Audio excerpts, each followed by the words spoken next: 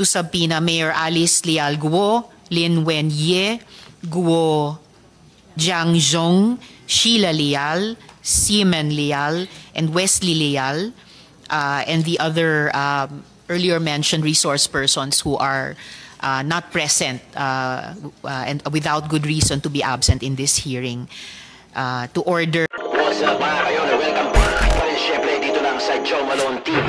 Tunay na balita, walang kinakampihan, sumasalamin sa katotohanan lamang. Na intelligence information noong executive session a few weeks ago at kanina lamang din. This committee hearing is in the process of uncovering a deep and deadly web of bad actors involving international criminal syndicates, local and national politicians, and perhaps malevolent elements of a foreign state. Nakakalula appears to be Guo Haping, fully Chinese with 2 Chinese parents. Ito po'y nakita natin sa Special Investment Resident Visa o SIRV application ni Lin Wenye. Sige, maniwala ka sa akin, makukuha ito. Okay, naglalag yung internet natin. I'll proceed.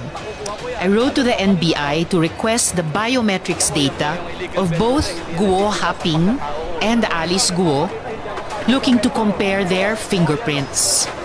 Atin pong nakuha ang kanilang fingerprints at sa kasalukuyan ay ito ay ina-analyze.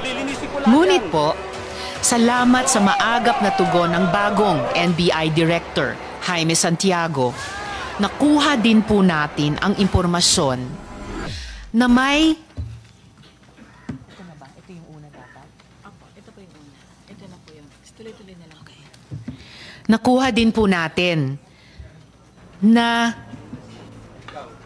may Alice Leal Guo na nasa database ng NBI. Ito po ang Alice Guo na yon. Friends, I want you all to take a good hard look at this document.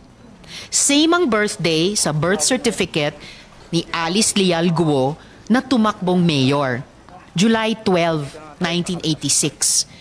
Pareho ang spelling ng pangalan, pero ibang-iba ang mukha. Napakadami ko pong katanungan. Is it a coincidence na may dalawang Alice Leal Guo na pinanganak on July 12, 1986 sa Tarlac?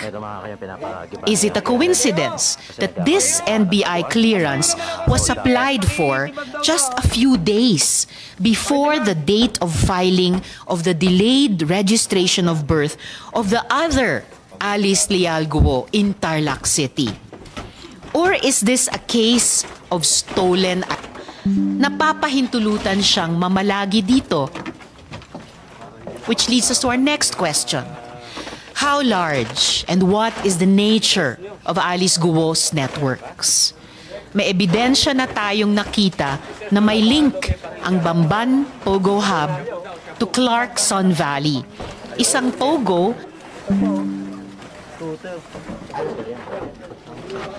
Mabagal lang po yung internet. Mas mabilis yata doon sa Pogo Hubs. Malalapit na kaibigan din ni Mayor ang mga ringleader ng Lucky 99 Pogo sa Porac. Ito naman po ang photo mula sa campaign niya kasama si Catherine Cassandra Leong o Cassie Lee na authorized representative in Lucky 9 sa the 2025 elections. Mayor Alice certainly likes having friends in high places. Hindi po basta-basta ang mga kaibigan niya. Considering that this woman is now charged with qualified human trafficking, it is imperative that her links and networks are fully investigated. I now wish to ask my colleagues if they have opening statements. Yes, Senator Grace, please. Thank you, Madam Chair. First of all, magandang umaga sa inyong lahat. I would like to thank our Chairperson, Senator Risa Hontiveros, for her firm and unwavering resolve to this fight to oust Pogos in the Philippines. It is true we have seen more than enough, and this was started also by Senator Sherwin Gatchalian in the Senate.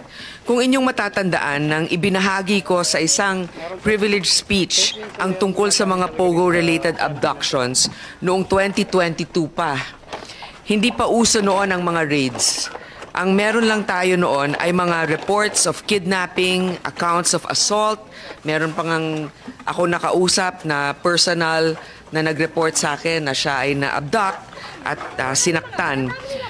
Talagang sakit ng ulo itong mga POGOs. Meron mga legal POGOs, pero ang problema ay pinapaupahan nila ang kanilang mga matapos nating maipasa ang SIM Registration Act. Madam Chair, hindi na ako pupunta sa mga detalye sapagkat talagang very exhaustive ang iyong pag-iimbestiga dito. Nais ko lang sabihin na ipinalabas nito na may korupsyon at nanganganak ng korupsyon at nasasama pa ang mga tao sa gobyerno dito. Meron mga pag-uusap ng national security risk, pero wag natin ilihis ang pag-uusap sa kung ano ba talaga ang nanggagawa ng POGO. Kaya I reiterate my call together with our colleagues that have signed the resolution that has been proposed by Senator Gatchalian. Please, we have to ban POGOs. Iban na natin ang POGO dahil hindi natin sila kayang bantayan. Hindi napapakita natin na ang ating gobyerno ay nahihirapan dahil nga may mga protector sila. Pero kung may nagsabi na ban na ang POGOs, mas madali na natin matutunton. Pag may operation, hindi kayo pwede dyan. Ganun lang kasimple yon. Thank you, Madam Chair. Thank you very much, Sen. Grace. Sen. Sherwin? Thank you, Madam Chair. Magandang umaga po sa lahat. Parang hindi na ho tayo natututo dahil wala pang 6 na buwan, nagkaroon na ng pangalawang raid sa Porac naman. Yung nangyari sa Bamban, March of this year, 2024, nagkaroon ng malaking raid. Nakita natin kung gaano kalaki yung POGO Hub na ipinatayo sa Bamban. Nakita rin natin na merong nangyaring human trafficking, merong nangyaring torture, merong nangyaring prostitution.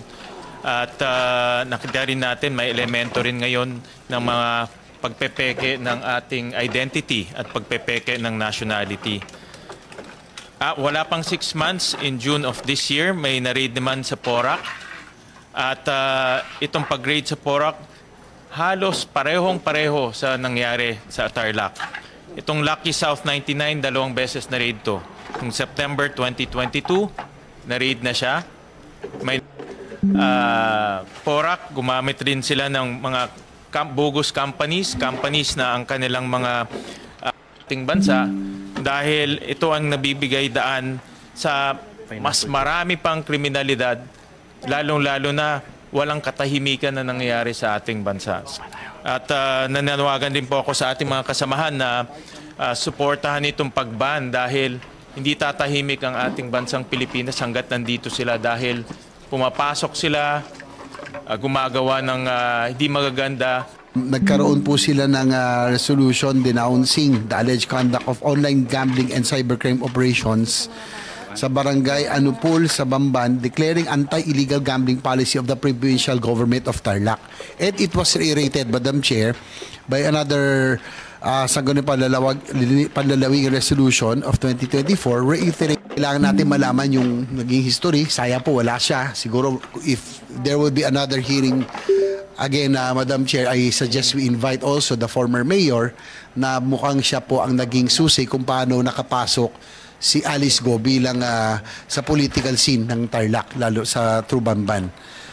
Nais ko lang pong malaman na yun nga po, na malaman na pag-akyat sa kapangyarihan na ni Mayor Alice Go. Kaya nga po, hopefully we can invite the other persons, the former mayor who I understand siya po ang naging susi dahil po nag-last term ay itinulak si Alice Go na tumakbo bilang mayor dahil tatakbo po siya. So siguro siya po siguro itong POGO operations really funded the campaign of both the former mayor and ito si Alice Go.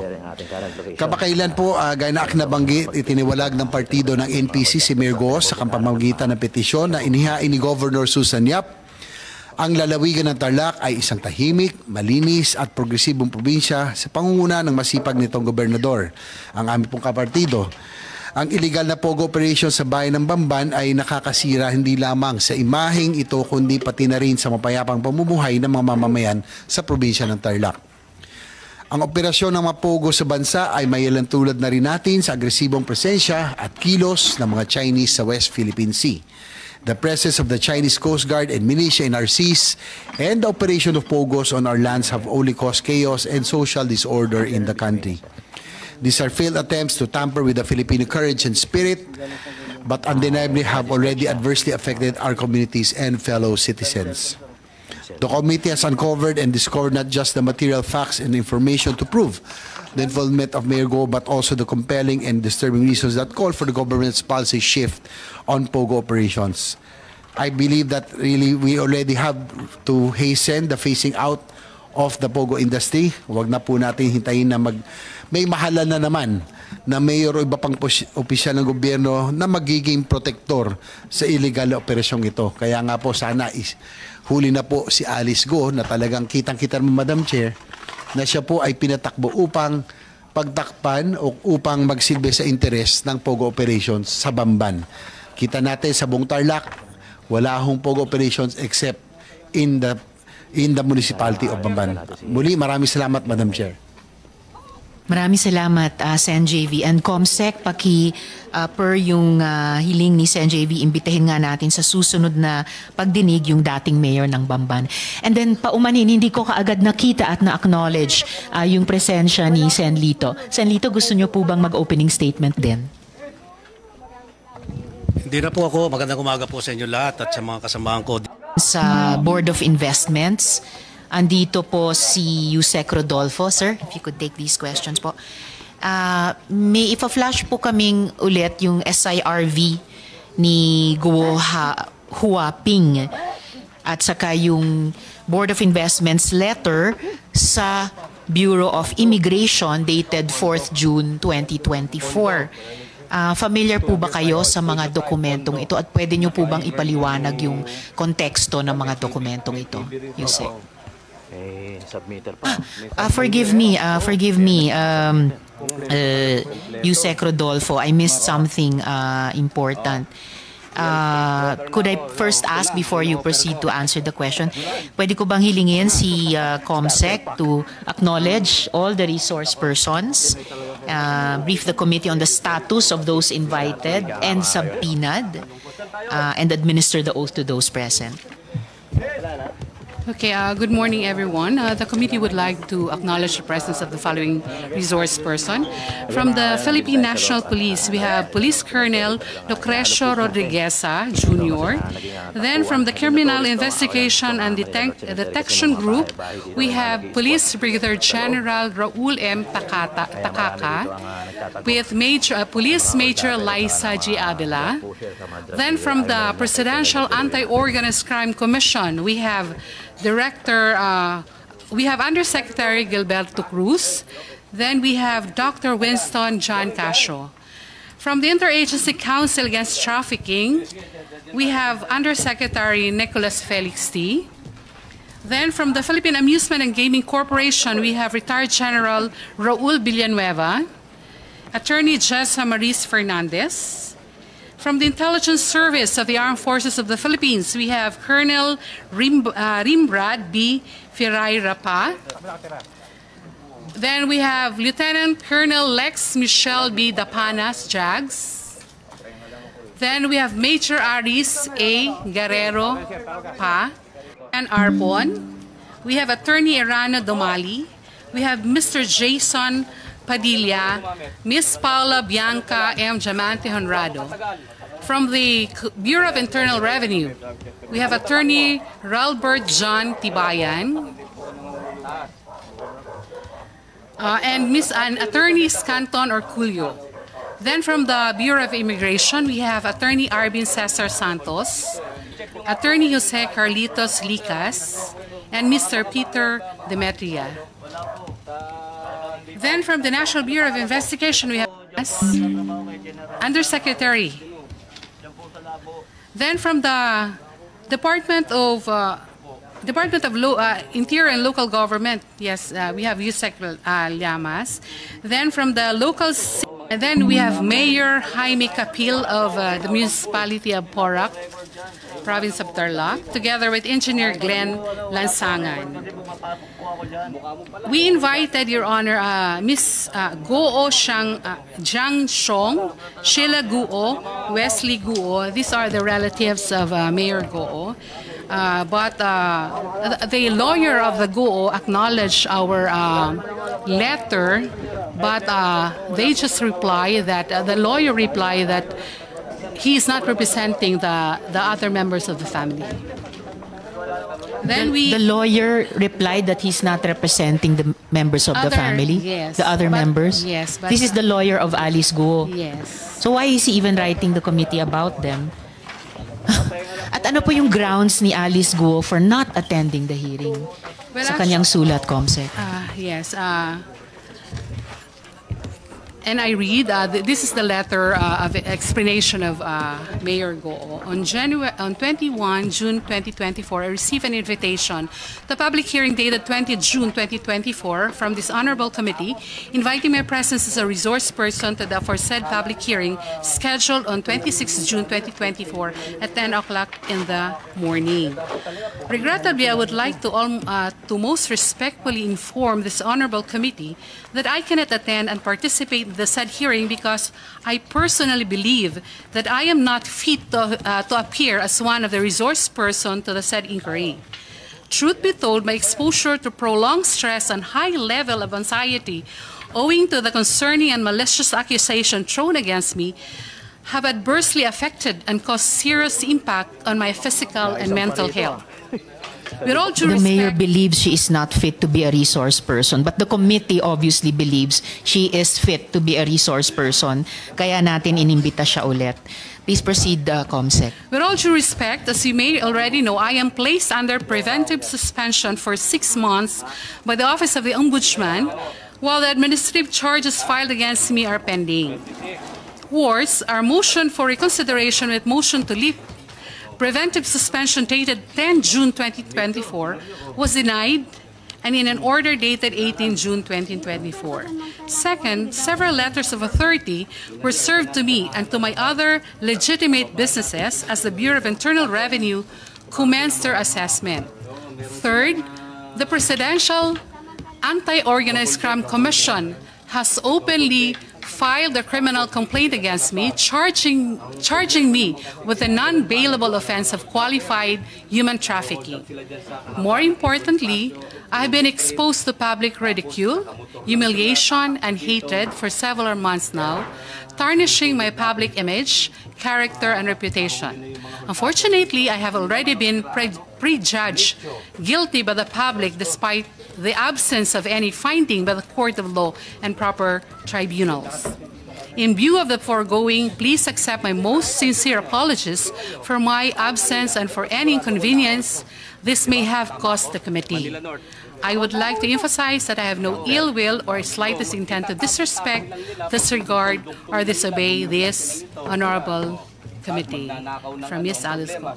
Thank you, Comsec. Unfortunately, the non-appearance of Mayor Alice Guo is a disregard of the invitation of the committee. At kahit may ongoing processes sa Office of the Ombudsman, sa BIR, sa PAOK, hindi yan dahilan na hindi siya magpakita rito. So, at the proper time, I will consider ordering the issuance of a subpoena to Mayor Alice Guo. What about the other persons invited? Comsec, Guo Jian Zhong, Sheila Guo, Wesley Guo, and Lin Wenye. There's no reply from them except that reply of the lawyer that he's not representing the other member of the family. Which is a non-reply of Yes. the lawyer. So Then the chair will consider ordering the issuance of subpoenas as well to the other persons invited. Yes, we Yes, Comsec, before you proceed, Sen Sherwin. May I inquire if Ms. Nancy Gamo was also invited? Your Honor, we Comsec. invited also Ms. Nancy Gamo, and we did not receive a reply. But during her interview, she told the interviewer that she will attend the hearing of the committee.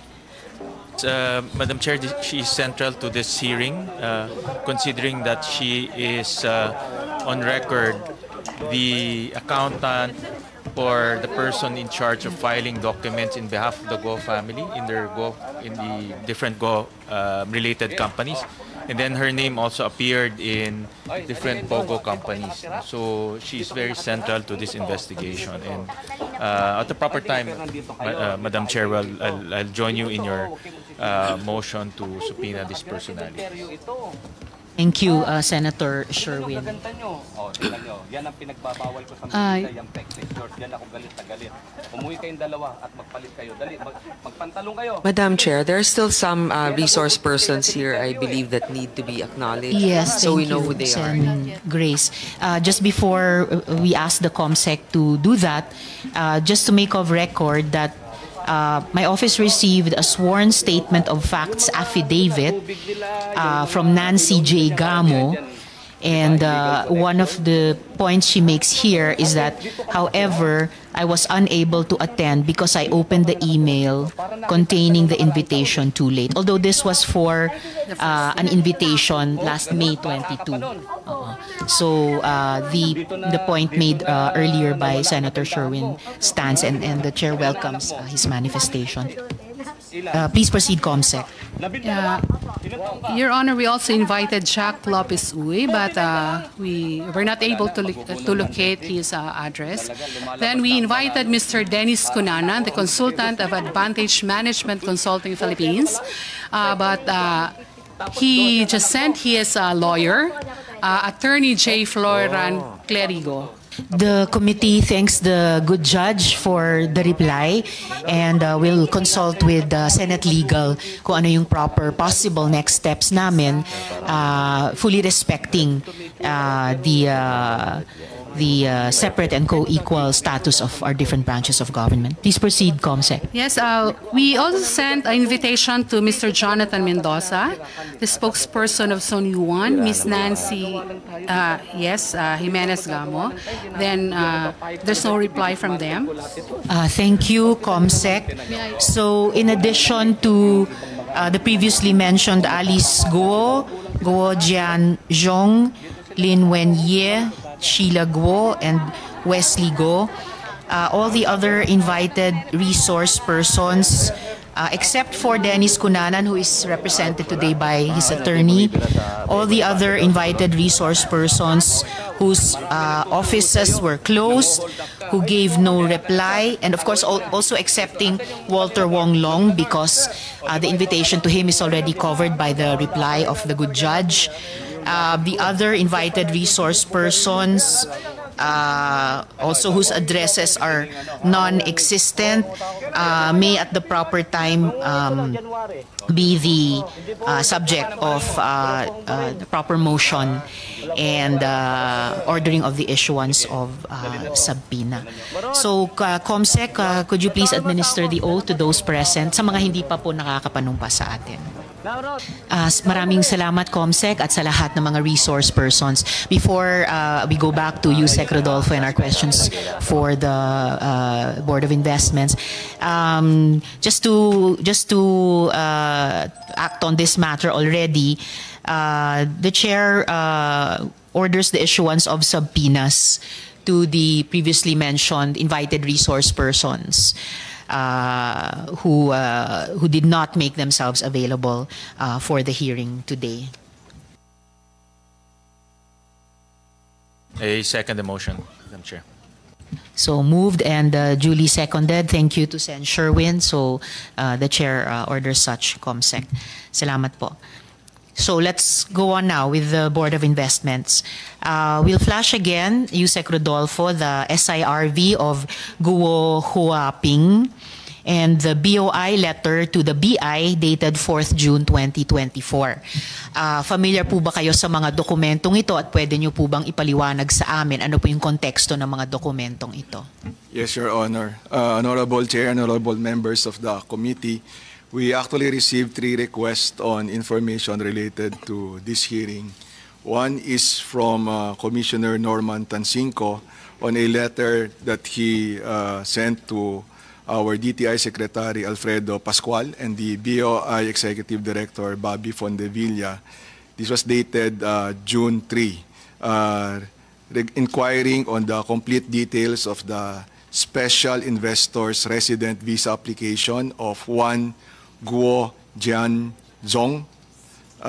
And we replied, Your Honor, June 3, same date, but was received the day after by the Bureau of Immigration, informing the Bureau of Immigration that as per our records, the said foreign national and his dependents were previous holders of SIRV issued pursuant to provisions of Book 5 of Executive Order 226, otherwise known as the Omnibus Investment Code of 1987, with the following details.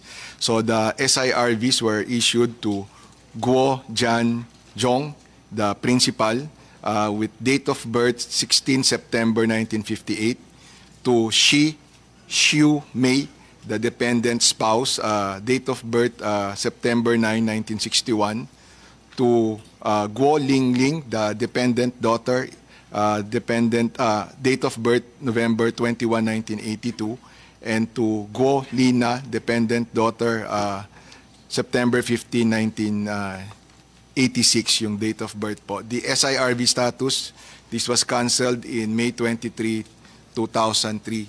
And then, Yusek, yung mga pangalang binanggit nyo dun sa naunang SIRV na in-issue are different from the names we see here. So we're presuming these are different dependents, or we can say they are not the same as appear in these documents. Yung sa pangalan po, but we have no competence. We're not the competent authority to determine whether pareho silang mga katauhan po. But may I also proceed, Madam Chair, on the official request that we received from the Senate Committee on Women, Children, Family Relations, Gender and Gender Equality, dated 19th June and 20th June.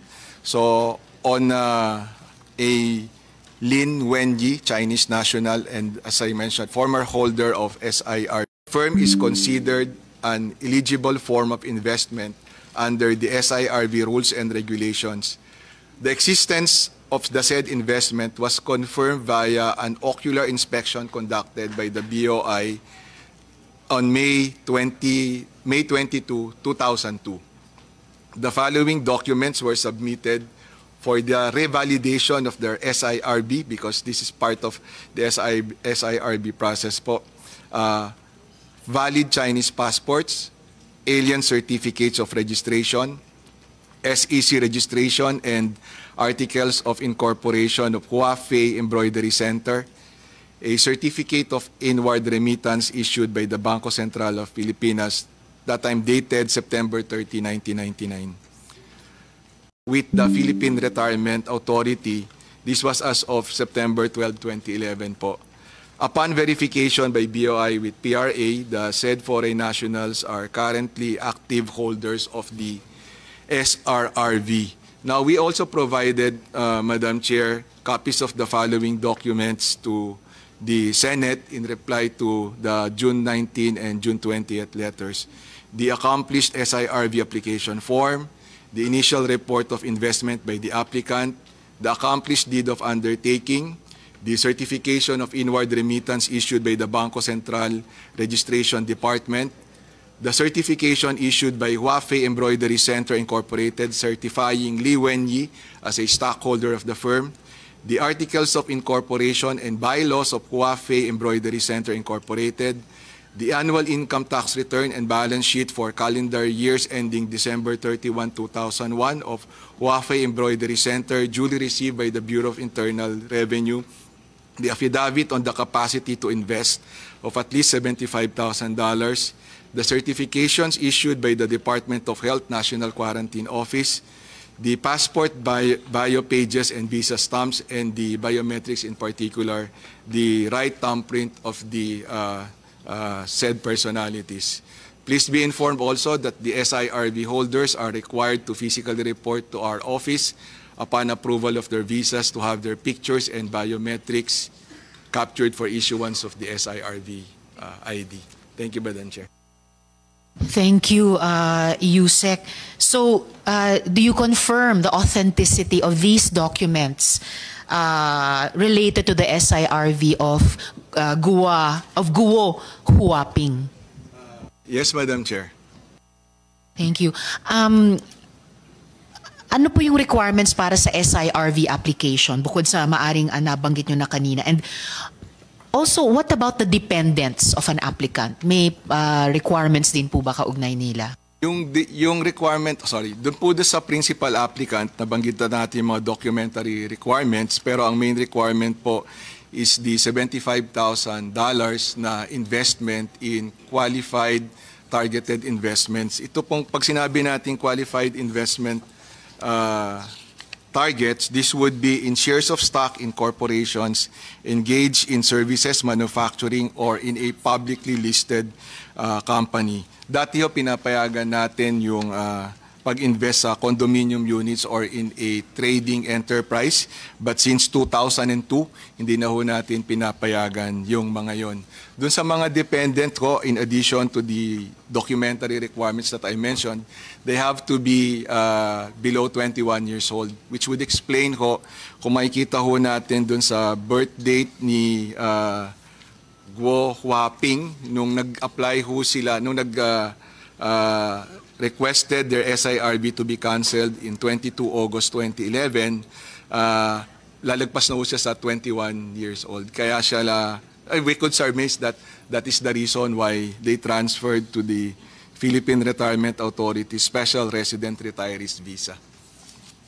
Salamat, Yusek. Oo, patatanungin din natin yung tungkol sa PRA mamaya. Pero dito pa rin sa SIRV ng BOI, required po ba ang personal appearance ng lahat ng aplikante?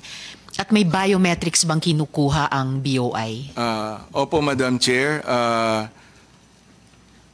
The SIRB holders are required to physically report to the Board of Investments upon approval of their visas to have their pictures and biometrics, in particular ho, signature and fingerprint captured.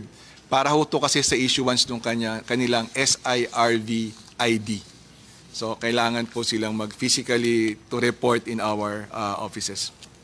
In our office, sorry. And speaking of, kanina binabanggit nyo nga po yung thumbprints, no? Kababanggit nyo ulit ngayon. Normal po ba na yung isang ina, i-enter niya yung thumbprint niya para sa minor child niya? So, halimbawa, in the case of one of these documents, yung minor child, mga 9 years old, so hindi na po siya baby. At ipapakita po ako dito ulit. Ito po. Even to the naked eye, it looks like dun sa ano kanina, yung slide po na magkasama yung thumbprint ni Li Wenye at yung thumbprint ni Guo Haping.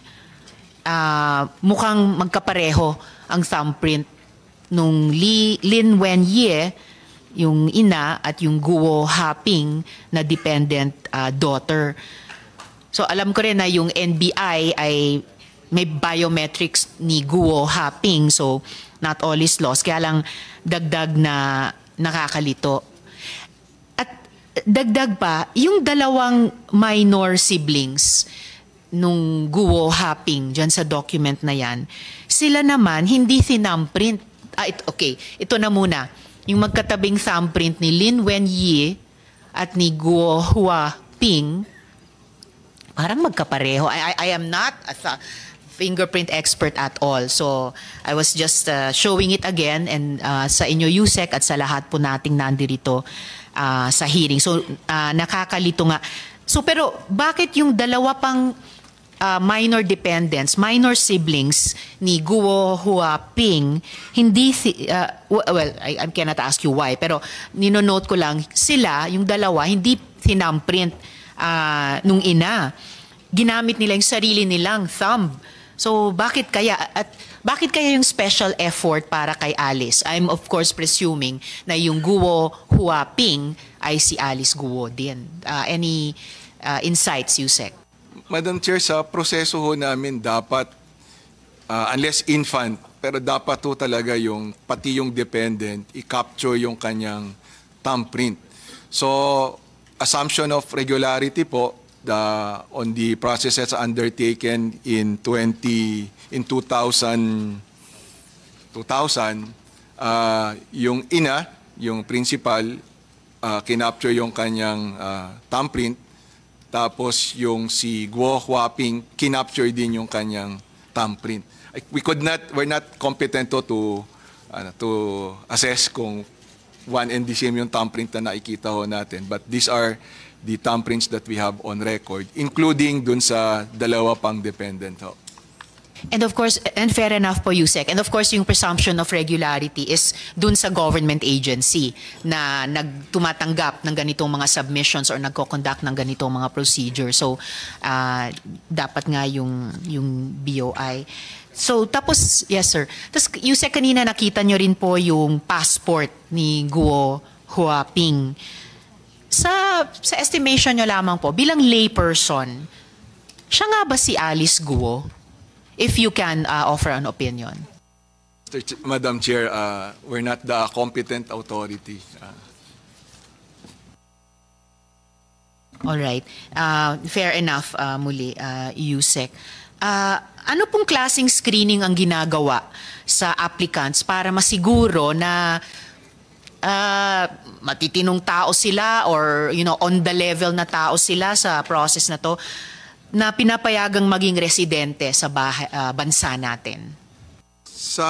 Thank you, Madam Chair. Sa BOI ho, once we endorse to the Bureau of Immigration, we also endorse ho to the NICA.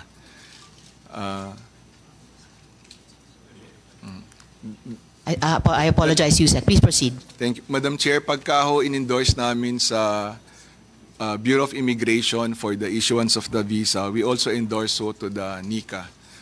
Tapos so si Bureau of Immigration also undertakes their own assessment. So kumbaga mayroong cross-referencing or validation on the part ng NICA at saka BI. May I also, Madam Chair, just for context ho, para alam din ng lahat, ang number of active SIRB holders ho ng BOI, total ho, principal investors 1,224 at saka dependents 1,124. So ang total ho natin, and the earliest that we have on record, 1988. So cumulative na ho yan, lahat na ho, since 1998 ay 2,348. Medyo konti lang ho, every year ho, less than 100 yung ating na-issue na SIRB dahil medyo mahigpit nga po yung mga requirement natin. Thank you. At mabuti kung mahigpit, probably in this case not mahigpit enough. And gaya ng na-observe nyo, hindi naman napakarami ang 2,000 higit. So dapat kaya nating mas siguruhin pa.